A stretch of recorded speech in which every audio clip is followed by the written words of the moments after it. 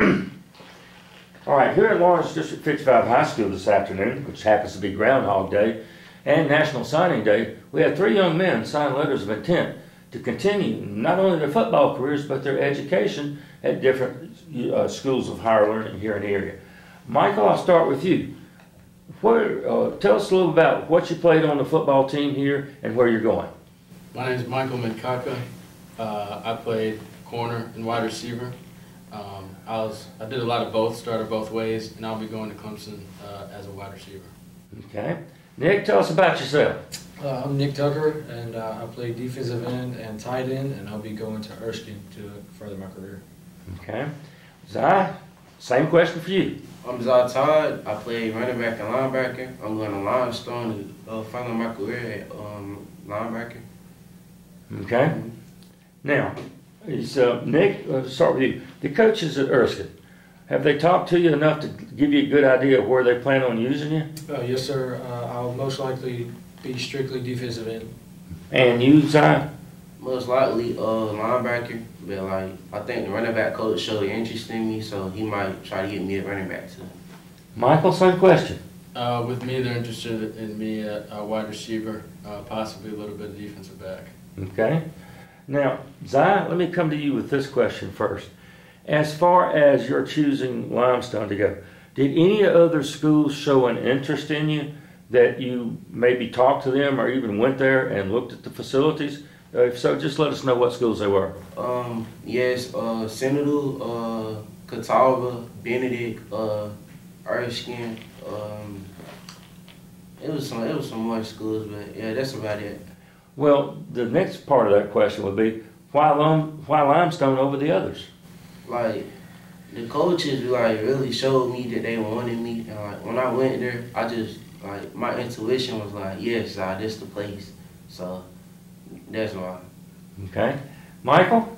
Yes, sir. You chose Clemson. Did anybody else show interest in you? Yes, sir. I was getting recruited by University of Wyoming, University of Iowa, Indiana State, University of Northern Iowa, a couple other FCSs, and I think one more Power 5 school. Did you go to any of those and take an official visit? I took unofficials, but I did not take an official except for Clemson. Okay. And any particular reason Clemson stood out and was the pick? It stood out to me because it was a school that had the best culture. Everything that they presented didn't seem forced. It had a great family atmosphere, and I feel like I can thrive there as a player and a man off the field, and I feel like that's where God led me to choose. Okay. Nick, anybody show interest in you? No, sir. The only school that really showed interest was Erskine. Okay. Now, let's see, next question. Go back to Michael with this one. Have the coaches told you anything they want you to do or work on before you show up on campus this summer? Yes, sir. Just maintaining my speed, getting that quick twitch muscle fibers going so I can be clean and smooth out of my breaks, learning the playbook whenever I get it, and just adding a little bit of size to my frame.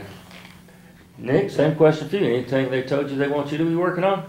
Yes, sir. They want me to try and gain a little weight and just stay in shape and just continue to build myself up. Zai, same question. Just mainly learning the playbook. That's really it, just learning that playbook. Okay. All right. So far we've been talking about the football side of things. Let's turn a little bit to the education side of it. Nick, have you thought about what you might want to major in? And the second part of that question would be, if you major in that and when you graduate, what do you want to do with the rest of your life?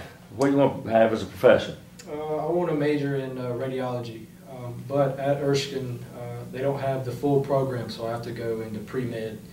And after everything, I'd like to probably work with either cancer patients or maybe just an x-ray tech or something like that. Okay. So what about yourself? What are you looking for as a degree and profession? I like to be an engineer, like engineering and construction, and have a minor in business. Okay. Any particular type of business you'd like to go into?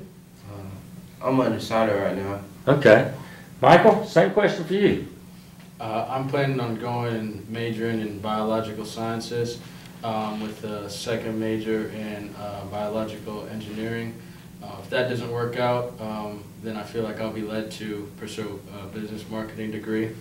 I'm planning on going into the medical field and being a medical engineer after all is said and done. Now, I noticed one thing about all three of you. None of you said anything about possibly coaching. Is that any of you thought about coaching down the road? I thought about it, like it came to my mind, but like right now I'm focused on like my goals to make it to the NFL and like finishing college. I'm focused on the 2 goals right now. Okay. I thought about it, and if the opportunity presents itself, I feel like that'd be a great opportunity to reach back out to kids who were in my previous situation, give them advice that I may have not gotten when I was younger. But if it doesn't present himself, then I'll just go with what God's leading me and not force it. Okay. Yeah, I was the same way. If the opportunity presents itself, I would definitely take that opportunity, especially if it helps me, guide people in my community. All right. Nick, 2-part question. How long have you been on the football team, and is there any one play, game, situation that you'll remember probably for the rest of your life?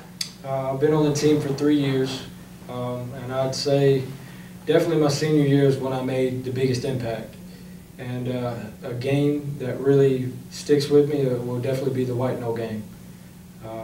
I got pretty much the game-winning safety, and I won Defensive Player of the Week that week, so it's big for me. Remember that very well. What about you, Si?